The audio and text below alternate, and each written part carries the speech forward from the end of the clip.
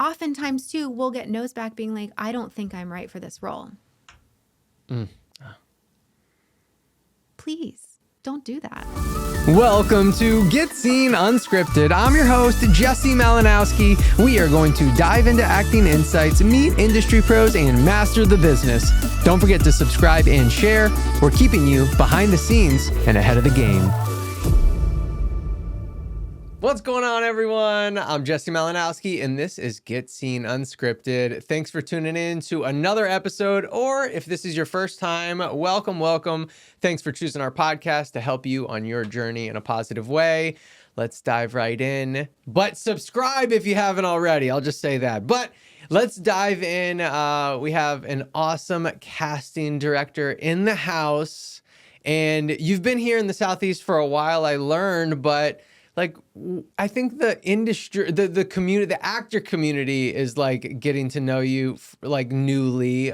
Miss Amanda Lenker Doyle, what's up? Hi. Thank you so much for having me, Jesse. You're so welcome. I'm so happy to have you here, and it's been fun, connecting already a little bit. And so the first question I want to ask you, which I learned a little bit about already, but you were in LA for a long time, and I just feel like there's this, I don't know, this like gold rush of opposite of like leaving California. And so I'd love to know why you decided to leave and also choose the Southeast. Yeah. I'm someone that has a lot of pride here in Atlanta. So I'm like, oh yeah, another one coming to the awesome Southeast. So what made you decide that?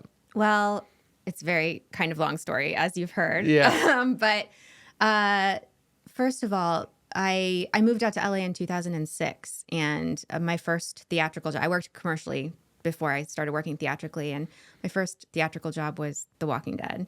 So, when I was very young assistant. That was your first sign that you were meant to be casting. here. Yeah. My aunt has lived here my whole life. So she's in Marietta. All my cousins, like I came to many a wedding here. I have a picture of myself on the square, when I'm 12. Oh, wow. And all the things. And forever she was like, oh, you should live here. You should live here. You should live here.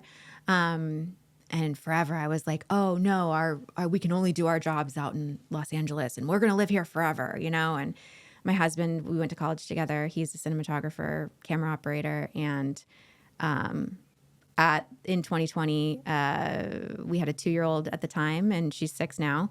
And it was a year of not working and a year of other things that made it really clear that it made the most sense to potentially leave and sell our house and see if we could survive it that way. And so we put our house in the market, sold it really fast, drove away, didn't know where we were going to go. Really? Yeah, it was crazy. And spent some time in Colorado. And then a friend of ours who we went to college with who had moved Hold on, out wait. there. When you get in your car and you have no idea where you're going, like, how did you decide where? I mean, I guess you have to drive east. I guess that's the first thing, right? But how did you decide on Colorado? Like, well, the in-laws are in Colorado, so they kind of came to rescue us. We know someone in Colorado will go there. Okay. Yeah. I mean, literally, when you have a toddler or a baby in any capacity, you're just like, who can help us? This is like, this is not, meant to happen with just 2 people. Right. Certainly, You like need a child village. rearing, you need a village. Yeah. And so mostly, it was how do we help support ourselves and our child in this moment where it's just like absolutely insane. So we sold the house really fast. We were very lucky. And we packed up all our stuff and drove away. And they were like, you can come live in our basement as long as you need to. And we're like, okay, But we were also the kind of people that just like we planned to move out to Los Angeles after college, but grew up in Ohio. And, we all went to Ohio University, and we all kind of caravanned out there together in 2006. And we're just like, if it's not, we're the kind of people that's like, if it's not working, like we'll figure it out. Like a path will find itself in front of us, and we'll figure it out. And we had a bunch of money in our pocket, thank God, because we spent all of 2020, both of us not working, because we're a dual entertainment household. Yeah, huge blessing to be in that situation. Yeah. So we were just like, this is it. We're going to be fine. Whatever, path we find is going to be the path that works for us. And All right, listen up. Our Booked It Challenge is so close. Oh my goodness. Our Booked It Challenge is one of my favorite challenges that we do each year. And I'll tell you, when I first created this challenge, I was a little bit nervous because I was like, oh my gosh, how are we going to create something where like people actually have to book jobs? Like that's not something in our control. But I took a leap of faith. I created the challenge. I called it the Booked It Challenge. And wouldn't you know, every single year, people book jobs. It's crazy. So this year, it could be you. This challenge is very simple. We're together for 4 weeks. We bring in an industry pro all 4 weeks, and we work on auditions. I make it so simple, so easy. One, I give you some audition techniques to help you book the job once you have the audition. And the second is I give you some techniques to get more auditions.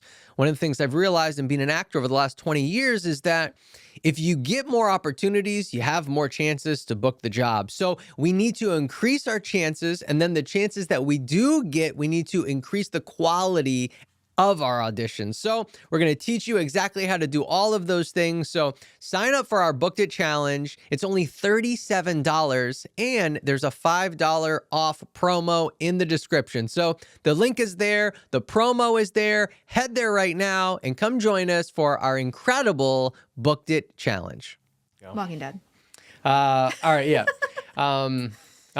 Yeah. So Incredible. Yeah. So I get this internship. I'm so stoked. And then they get this job. And it's like, I knew even as like a 23-year-old kid that like, this was a huge deal, you know? And then, yeah. And they just happened to be shooting it because it takes place in Atlanta, the first season, because it's at by the CD, close to the CDC. You guys only did the pilot, or you? I was on. They are to this day casting The Walking Dead and all the spinoffs, but I did the first 6, and then I went to a different office. Oh, yeah, got it. Yeah, okay. Yeah. Because I was gonna say, I was like, what? I mean, I think like season like 2, 3, 4 is like when like The Walking Dead was just like by far the biggest show like in the world, right? And I knew immediately though. Did you? Oh yeah. Why? Like what? How did you know? I just knew. Like they, Robert Kirkman, the graphic novel comes in like a massive thing, and like we had a couple copies of it, and they were like, okay, we're doing The Walking Dead first 6 with Frank Darabont, and I was like, I just knew. Incredible. Yeah, it's like this is gonna be massive, and it's so cool, and that's actually one of my favorite casting stories, which we can come back to if you want. But no, we're here. Oh, good. We're Are here. you sure? Yeah, it's definitely. kind of long. Well, it's like, so I've been doing this now for almost 20 years. And obviously, like in LA, it's like you start as an assistant, and there's no clear path to the top. But back in the day, there was. I love you saying that because like it's the same thing with actors. Yeah. You know what I mean? And yeah. So, and I think sometimes actors forget that casting is going through a similarly challenging journey. Yeah, 100%. Yes, which makes us so empathetic to your path and journey and everything as well. Like it's different, obviously, but it's very similar. And so, yeah, like I don't even know where I was going with that. Like, well, you were going to talk about you were talking about the path of it. Yeah. But you said it's one of your favorite casting stories. This is my favorite casting story. So this is like the first thing casting is like, they make fun of it on screen a lot, like you'll see different, I don't know if anyone's watching the studio right now too, which is just like hilarious, but like, you see it in Entourage a little bit. You saw it in La La Land a little bit, but like they love to make fun of casting and like the process and everything. And it is to a degree like that, but also it's not like that at all. You know what I mean? Like we are always and forever like advocating for the actor and then simultaneously navigating the chaos that is like the rest of like the studio system and the rest of like the process and having to like get through it all. So commercial casting had its own complications and, egos and et cetera. But like this one, like I was learning the ropes of the theatrical space. Bialy Thomas they're the most incredible casting team. They are legends, frankly. And yes. they have even then, when I joined their office for the brief time that I did, they had like 4 shows that they were doing that were all massive hits. You know what I mean? And like, it was just like I was baptized by fire. You know what I mean? I was just like, I got thrown in there. I was doing everything that I could do to make sure to keep them organized. But it's like you learn to just kind of adapt to each office and each space and like how they like to do business and how they like to work. And for this show in particular, Frank was, you know, the showrunner, director, writer, whatever. And he had just done The Mist. I think that was like his maybe another film in between, but The Mist was very important to him at that time. And, you know, we got pilots. This is also during the time of pilot season, right? So I participated in pilot season from 2000 and I guess 9 was my first pilot season because I was in the commercial space before that, all the way through leaving essentially. Pilot season started to disintegrate once the streamers came in, which like when I was very young, I was like, I don't know why they're doing this. Like I'm like looking at these studios being like, why? The pilots?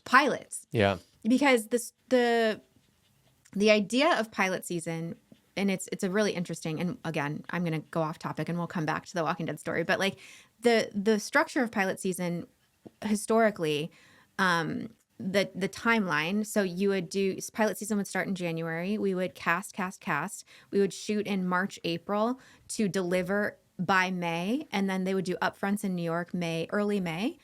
Each network would have its own upfronts in New York, which was a presentation to the advertisers, showing them all the different shows that they could advertise on. The advertisers would then say, cool, we like this one. We're gonna throw money at these different shows. This is how we fund the shows for the studios.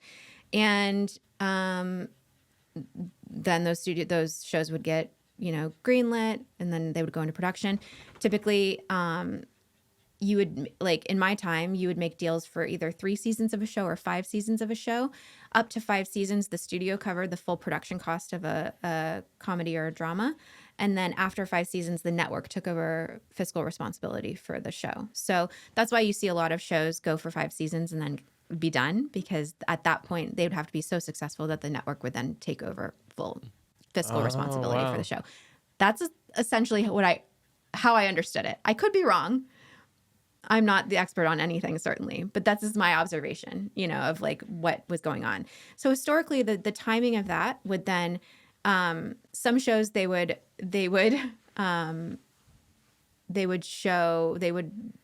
so typically you would want to get on a show that was picked up for, you know, a 24 or 22 episode season. Yeah. That would be ideal. That was like, you know, golden age of television. But as time went on, they started picking up for 13, right? And like getting smaller and smaller. And then they would pick up for 13 and then order a back 9 behind the 13 if the show was performing well. But the shows would then air in September, in the fall, right? Like the shows would come out in the fall. And the reason for that was aligned with when the American car manufacturers would roll out new vehicles for the next year. So like Ford and GMC and whatever would roll out their new vehicles, Toyota, because, you know, they're selling cars in America, for the 2026 calendar year in September of 2025. And so the new shows would come on the networks at that time so that they could advertise in that capacity. So that's what pilot season was. Yeah, right. So this was the first time I had seen anything that was straight to it was AMC, so which was not, that was cable at the time, right? And they had ordered, and AMC was like known for like their just old movies that they would play, and now they're starting to do, like, they're getting into the scripted television space, and they're doing it in a big way. They're doing it almost in the same way that like Apple's done it now, right? Like they're getting into business with like big creators like Frank Darabont. So, and big properties, big IP, right? Like The Walking Dead graphic novels were incredibly successful in that space at the time. So, you know, Robert Kirkman had already experienced a lot of success in like the comic space. Yeah. So they order, instead of ordering a pilot, they order the first 6. And they shoot the first 6 like a film because that's where Frank came from, the feature space. So we were doing, I only truly worked on the pilot before I went on to a different office, but basically the pilot was the first 6, if that makes sense. Yeah. So yeah, and so the story takes place in Atlanta too, because the first season is like in and like around the CDC, like that has a big, Right, you know, exactly. it's a big part of it. So, so we are like 2 months into casting or looking for the leads, Rick and Shane. And, you know, I'm just the sides were like, we would be seeing people in person every day. Now, Frank lived on the east side of town, and we were on the Fox lot because we were doing a show called Lie to Me at the time too, and that shot on the Fox lot. So we were on the west side of town. And if you're familiar with Los Angeles, it's like sprawling. And so going from the east side to the west side is like an hour drive or more, depending on the day. And this is again in 2009. So it's like, it was bad, but it was worse. And, you know, by the time we left. But Frank typically, so they would put us up on the different lots to be close to our production offices for whatever show we were working on. So that the producers on that show could come and sit down in our offices and we could have producer sessions for like whoever they wanted to call back to put in the next episode if you're in series on something, right? So we were on the Fox lot for Lie to Me, and Frank was like, I'm not driving all the way over there. Like, let's just send me the people. You read the people and you send them to me every day, and that's that. And so we were using the courier service on the Fox lot, and it was my job to burn the DVDs after every session every day. Now the sessions were like so long, right? Because it was a drama, and like the scenes it was Rick and Shane. So these were really important characters. The scenes were like 10 minutes long or more each. Yeah. Okay. So we could only read a certain amount of people a day. And, you know, I would run camera, and it was like, it was wonderful. It was amazing. It was like truly like I learned so much just observing and, you know, being a part of all of that. But it was tedious, you know, because it was just a long day. And so by the end of the day, I'd have like maybe 10 people to burn to a DVD. And at the time I had one of those, my desk was in the hallway at Fox.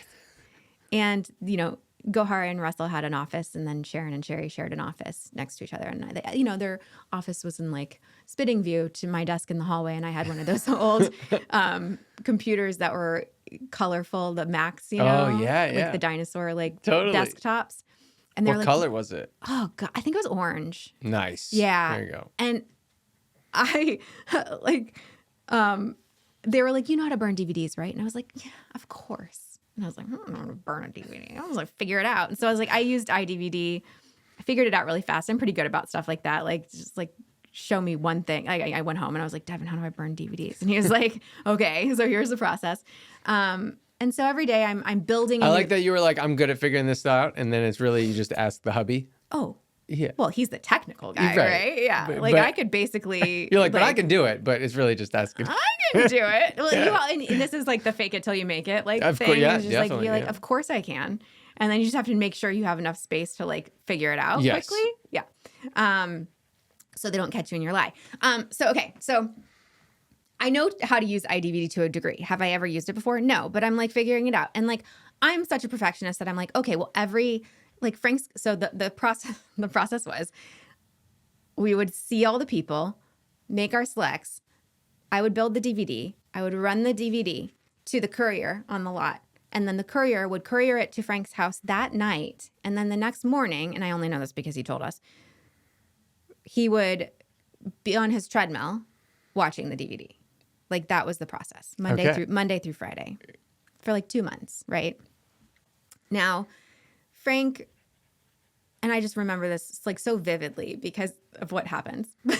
But Frank desperately wanted Thomas Jane for the lead because he looks, if you're familiar with the graphic novel, he looks just like Rick Grimes in the graphic novel, just by chance. And Thomas had been in The Mist for Frank.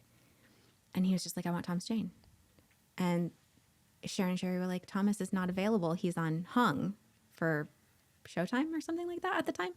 And we were between seasons on Hung. And so there was a moment at the beginning of the process where we're like, we're not sure if it's going to get picked up for another season, so he might be available. And he was just like, every time he'd watch another DVD, he'd be like, but what about Thomas? Because he just wanted Thomas. He was like in his head, Wow. Which makes total sense. It makes sense. He's worked with him. He loves him. He looks like this character. So he's comparing everybody, all these incredible actors that we're reading, by the way, to Thomas Jane. Right. And doesn't understand, because he comes from this feature space, like why we can't simply have Thomas Jane. And at the time, there was exclusivity in the television space, right? So if like you were on another show, you can't go do a second show because you can't be on the air at the same time for two different networks. It's different now, but that's how it was back then. So every Friday, Frank and Sharon would Skype, okay? They would have a phone call via Skype to discuss all of the people that he saw that week and who he liked and who he wanted to test and all the things. And we very quickly, decided on John Bernthal. I think John tested for Shane, tested against other actors. I mean, he's so good. He was incredible. He's so good. I mean, incredible. Yeah. And, I don't think that was his first job, but that was certainly like one of his bigger first jobs. Yeah. And he was so excited, and he was so young at the time, and he was just like wonderful. I remember he came in after the test, after he got it, he came in to visit us, and nobody else was there. I think maybe Gohar was there, but like I was in the hallway again, right? So I'm just like, he comes around the corner, he's like, ah! And I was like, ah!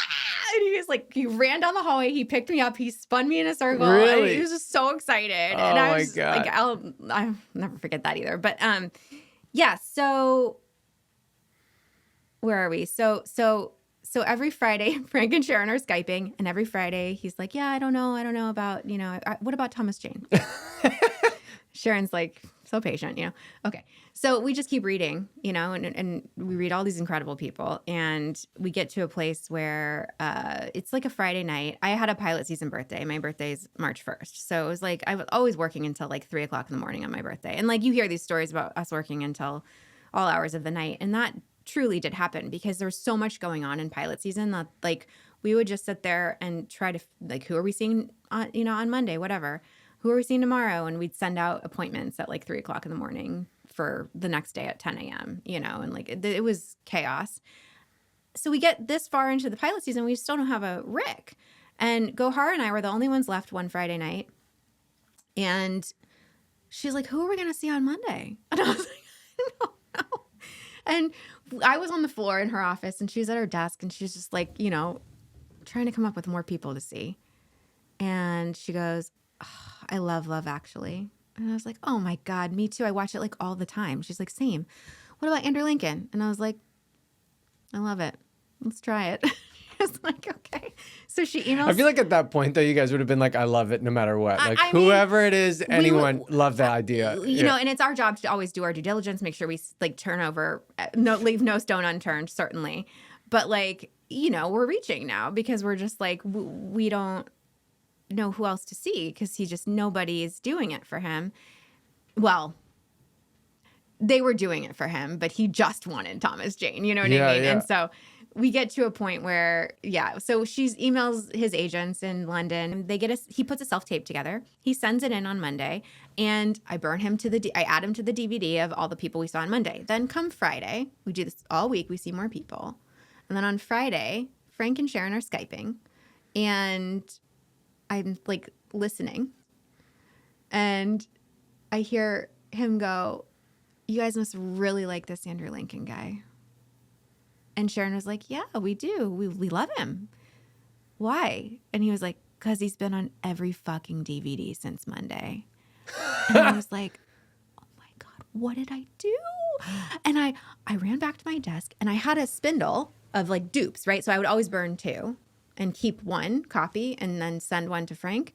So I start pulling the dupes off and I stick him in my computer. I'm like, he's not there. Oh. I don't understand. And so then I run down the hallway to the writer's room. They had one of those TVs on rollers, like from when we were in school, Yeah. and like a DVD player. And I was like, can I borrow this? And they were like, yeah. And I was like, okay, thanks. And I like roll it down the hallway to my desk and I start popping them in the DVD player. His tape was stuck above the menu. Like I couldn't see it in the menu I was rebuilding every day. His tape had gotten stuck up here. Like literally on my screen, I couldn't see his tape up here in the flow of like what the DVD like menu looked like. And what was happening was his tape would have to play in full before Frank could get to the menu to watch the new people. What? Tuesday through Friday. And because Frank was forced to watch Andrew Lincoln, all 15 minutes of Andrew Lincoln 5 times, he goes, fuck it, let's test him. And so they flew Andrew Lincoln over. And this is not to disparage Sharon or Sherry or anybody in any capacity because they were just incredible. And he obviously won himself that job after that because like. I mean, I've never heard a bad thing about Andrew. No, like, I mean, he just sounds like a legend. Yeah. But like, this is not to say that like anybody, This is the wildest story ever. The universe. Does Andrew know this story? No, because he's been on The Walking Dead ever since, basically. I've never been in a room with him or spoken in any capacity to him. I was the 23-year-old assistant, and the universe was working through me to get him that job. That is crazy. Yeah. That is so cool. I mean, I know actors like know this and they hear it over and over again. It's just like, what's for you is going to be for you. And like, there's just some stuff that like, but this story is definitely at the top of like, you just don't know what's happening behind the scenes. You have no control. This is wild. I didn't even have any control over like how that happened. I have no idea how that happened. That's crazy. I don't know. And I didn't. Then I think I like scrolled. I went back to the computer and I like scrolled up and I saw that his tape was up here and like not visible within the window of like I would just delete the names, type in new names, make sure their MP3 was however it was that we used iDVD back in the day. But there's no way for me to know that until I popped it into a DVD player and saw that like you couldn't even get to the menu without watching his entire tape. Like you couldn't fast forward either. You had to watch it to get to the menu. That's crazy. Yeah. And like of all the casting stories, like there's lots of incredible fun, like, things that are like more aligned with like the job that I, actually do. This is just so it remains my favorite story because it's just it's such a clear picture of exactly what you just said, which is like nobody is in control of any of this. Like this is just. You have so many people that potential. Well, I'm also thinking about all of the actors that auditioned for Rick the first few weeks or even first couple months, right? Yeah. And like they really just at that point, because of where the creative team is at, like they actually have no chance. Yeah. You know what I mean? Because he was thinking about that other actor and he's like, well, maybe we'll be able to get him. And it's like, not necessarily though, because like oftentimes we'll be asked to keep reading. And then the person who read in the first session gets it. Really? Oh, yeah. Yeah. Yes, that happens more than you would think. Well, I guess I mean in this particular situation, is like more, and then wow, that's so wild. Yeah. So you had said that because you were reading so many people, you learned a lot in that room, and you said obviously there's like some tedious stuff. Like, what's like one of the things that comes to mind that you were like, oh, I've learned that, and like I've brought that with me even to now, and I think about that, or that's helped me be a better casting director, or I look for that in actors' performances or something like that. Yeah, and this is like in addition to that moment, certainly, but also just like all of my different experiences is that like, I feel like actors get really frustrated with this idea that we need like an authentic performance, even in like the comedy space, and like confusion about like that word. And so I try not to even use that word anymore because I feel like it's like triggering for people, because like they're not understanding what we're really saying, which is simply the best audition technique is very different than doing the thing on the day, right? Because like you're in a blank space where you Yeah. have to create an environment with only your body most of the time and your voice and the way you're holding yourself. And so it's like physical, vocal, life stuff that like you don't have to do that on set because you're in the environment, like in a real environment with other people With that the props, make it feel real. And so it's not as difficult to be in an authentic space within yourself energetically in that space as it is like in a blank space where you have to kind of create all of that. So for me, it's painting the scene, which I don't like. That's what I called it in school and theater school, and like that's what I've heard it called. But like the ability to kind of navigate a blank space to make it feel real or that you're seated in that environment, I think is the most effective way to convince someone that you're listening and understand who this character is and where they are. It's about convincing people that you understand who the character is. That's it. And that comes with, instead of just like regurgitating lines, listening, understanding who you're talking to, where they came from, why they came. It's script analysis, basically. And then the ability to use your tool, your body, to sell it. If there's a way, I feel like I always think about how can we make this easier? So when I'm listening to everything you're saying, I feel like you're putting it very simply, but I'm gonna see if I can challenge you to make it even simpler. Because I like as I'm listening, I'm like, how can we make this like two things? Like one is like your imagination work to be in your environment. Yeah. Right. Like when you were describing everything, I was like, the biggest difference of an audition of being on set is like you really have to use your imagination in one. The other one you don't have to because you're already there. Yes. Right. And then the other one kind of being essentially just the question that's like so often asked in script analysis, which is just like, what do you want in the scene? What are your objectives? Yeah. Yeah. What are the objectives? Objectives. What do you like that, or would you add to it, or would you change it? Yeah. Well, I like it. Yes. What do you want? I think that can get really confusing and complicated too. Like identifying objectives or identifying what your character wants. Because sometimes certainly your character doesn't necessarily want anything. Like it's your job in that scene is not to elicit anything from someone else, but to move the other character from point A to point B. Right. And it could be as simple as that's your objective. Right. If you're a waitress asking, what can I get you? Like, I guess your objective is to figure out what he wants to eat for breakfast or whatever. Or get you know a good what tip. I mean? Like you have to make, like, I feel like the simpler version of that second part is just understanding who you are and then listening and responding. Yeah. In the environment that is appropriate. Like, because so many times, like, we'll see auditions where people are like the environment is like you're standing outside somewhere and on a hot day, and then somebody will have like a jacket on. Right.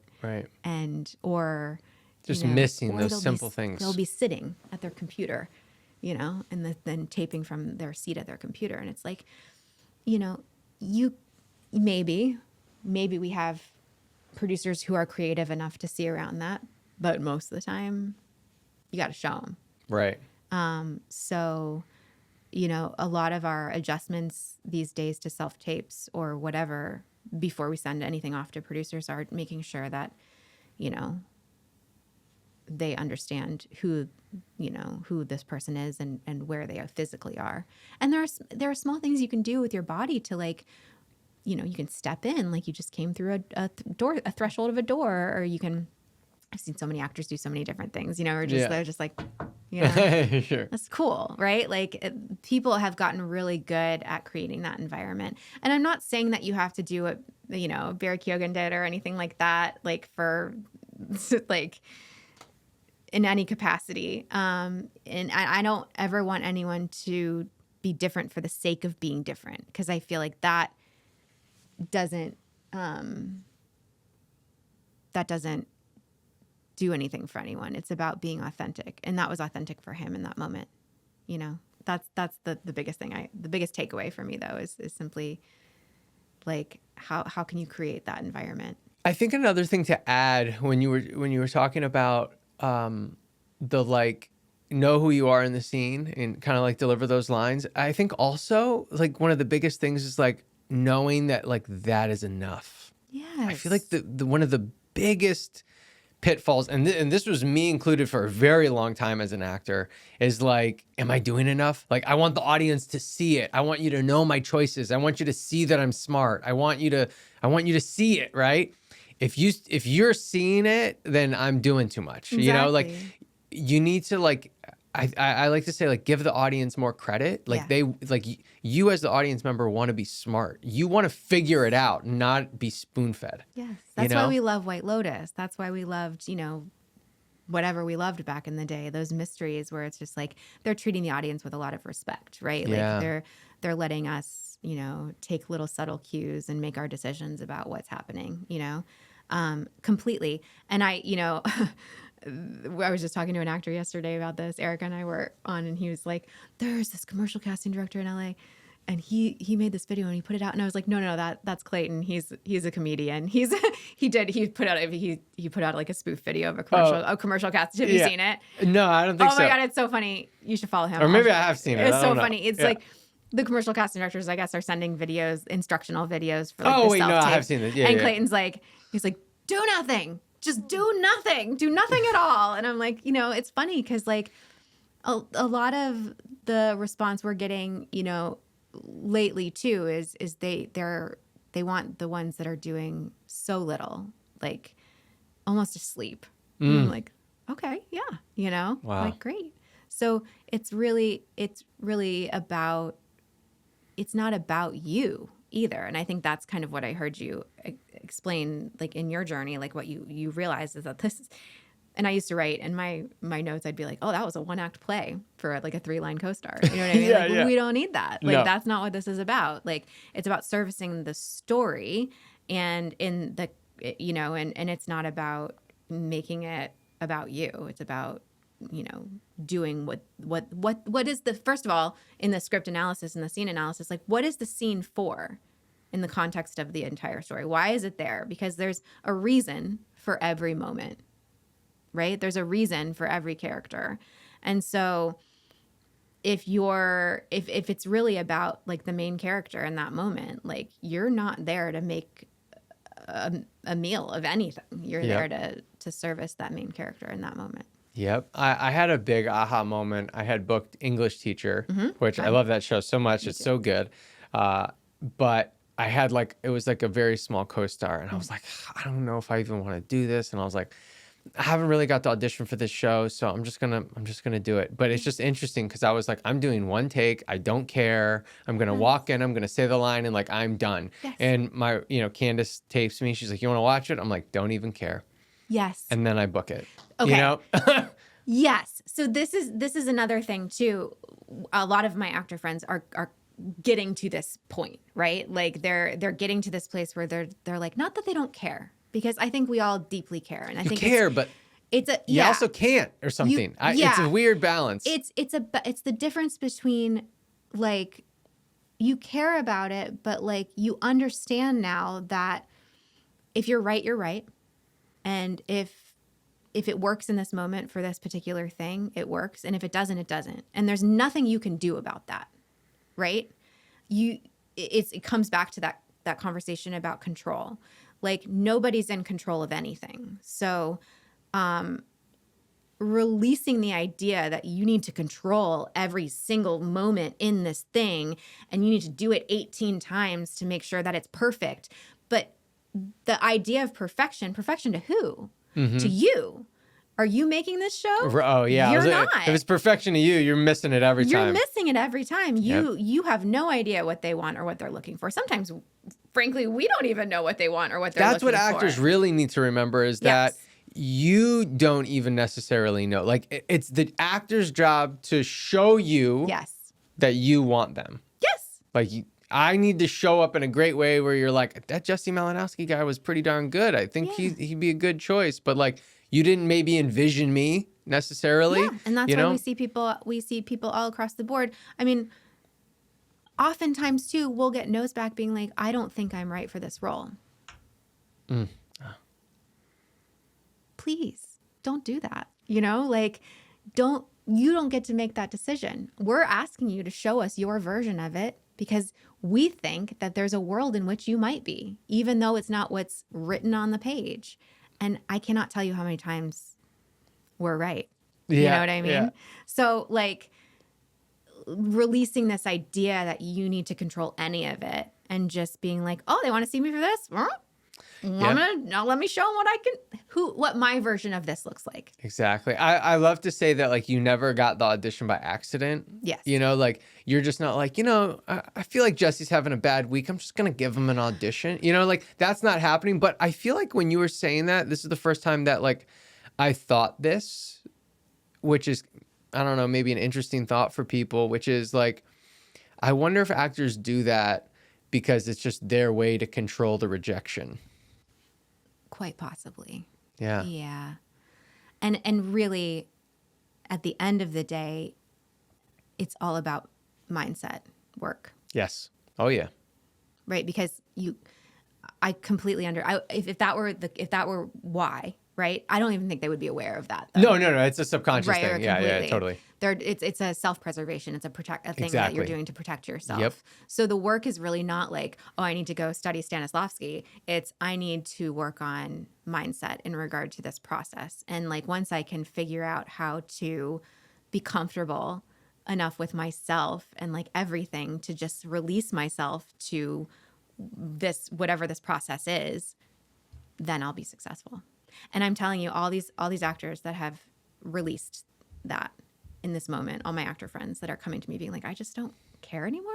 And like, I tape with some of my friends like every weekend and that are overseas. And at last 2 weekends ago, he was just like, I was like, do you want to do it again? And he was like, nope.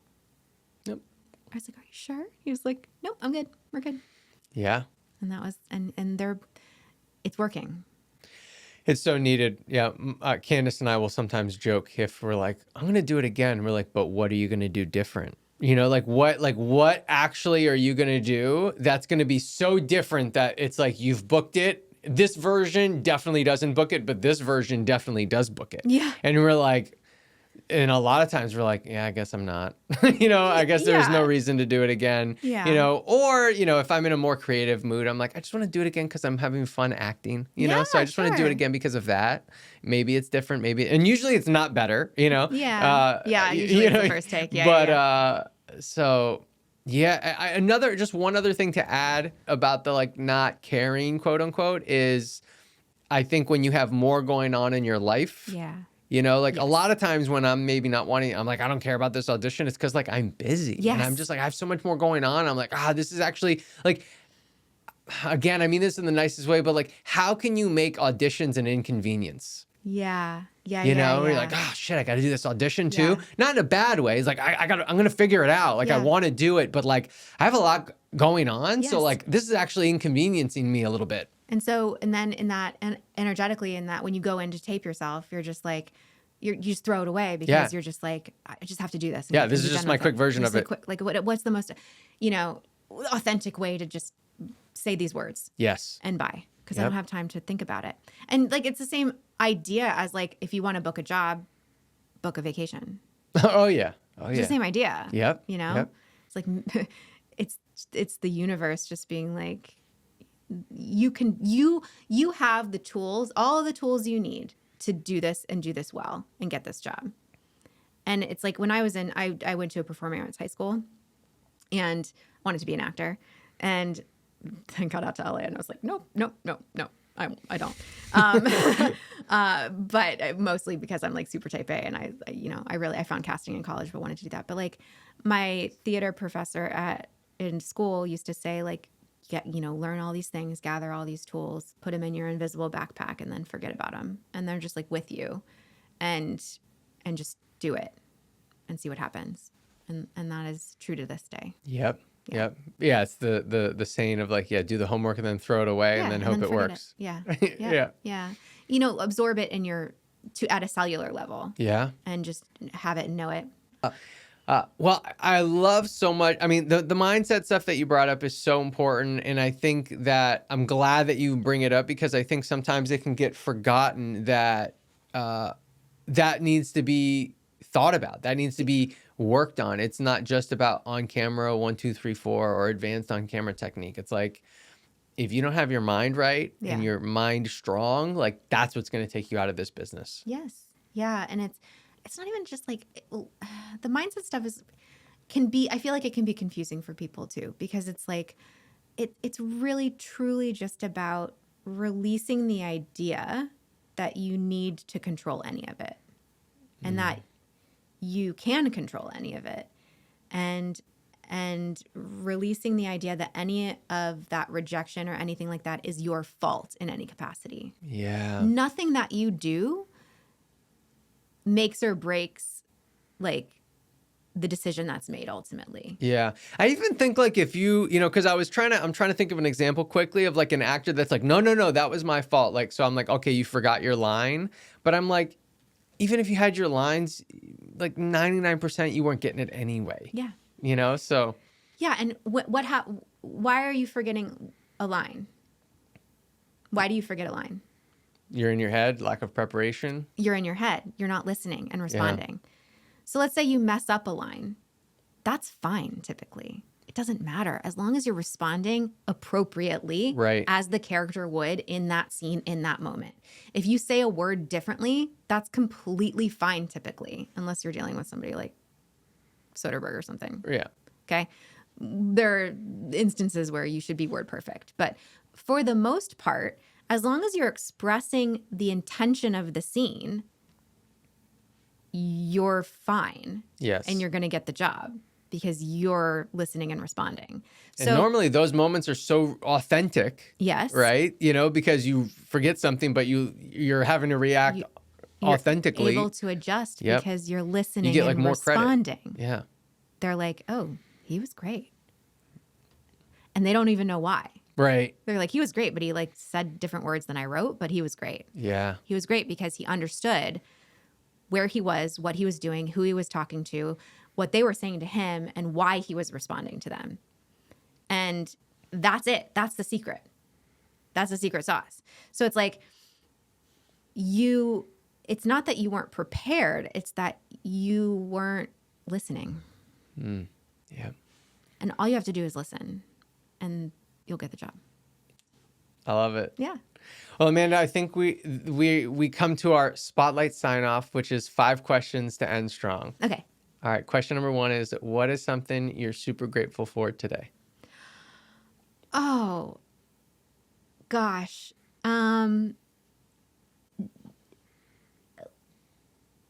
Erica. Shout out Erica Bream. Erica she's so, I could sit here and brag about her all day long. Wow. Because like Erica is just like so incredible, so capable, like so like she's got it, and like I feel like really lucky to be in this partnership because it feels very like we both have each other's backs, and we're just we have the same taste and the same, it's really wonderful. Oh, that's I'm very beautiful. grateful. Well, congratulations. Thank you. Congratulations on, I think, like a couple things, because downstairs we talked about you guys, teaming up together and how that happened. But, I think there's so many elements of it, of like, being brave enough and courageous enough to maybe do the partnership and ask and be vulnerable, both put yourselves out there. Yeah. And then, your communication has to improve and get better to be able to communicate with someone. So, I mean, so many things have to happen for that to be going as well as it is. So bravo to you guys. Thank you. Yeah. And, just grateful to be here and be settled and comfortable and my kid is thriving. And like, that was truly the most important thing to us as we were navigating, like leaving Los Angeles and getting settled somewhere else. And she's finally, we've realized this, like we live right behind her elementary school, and she's finally in elementary school. She started kindergarten. So like, it's all realized. And I'm just in this moment where I'm just like, this is it. This is what we planned for. So, that's awesome. So grateful. Yeah. Is there a book, television show, or movie that changed the trajectory of your life?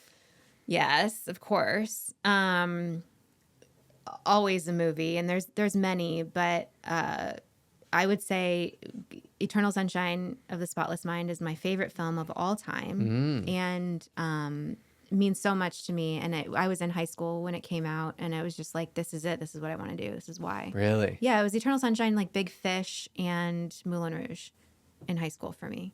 Like those, I was like, for Moulin Rouge, I was like, we just found it. Devin's like, we have a projector at the house, and he has like a big 100-inch. You have to. He has a whole thing set up. Yeah, we have that downstairs. You gotta have it. Yeah. And now he's like really into 4K Blu-rays, and like we went to the used Blu-ray, whatever, DVD store the other day, and he's like, is that a thing? It's like a total thing. He's such a nerd about it, and it's like, I'm making fun of him, but he's like, it's honestly like a 4K Blu-ray on this new player that he bought himself. It's like being in a movie theater. Yeah. Oh, it's crazy. And so I found Moulin Rouge yesterday, and he played it briefly last night just to see the quality of it. It's not out in 4K yet, but it was just the regular Blu-ray, so he just wanted to check the quality, and it's gorgeous. And I remember in high school being like, whose mind came up with this?